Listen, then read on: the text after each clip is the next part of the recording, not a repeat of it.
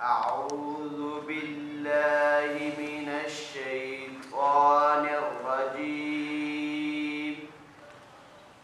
بسم الله الرحمن الرحيم.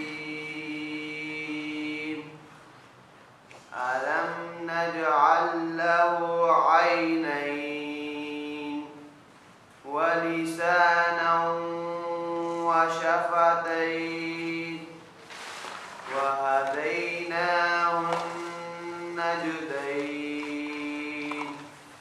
فلا اقتحم العقبة وما أدراك ما العقبة فك رقبة أو إطعام في يوم ذي مسغبة يتيما ذا مقربة أو مسكينا ذا متربة صدق الله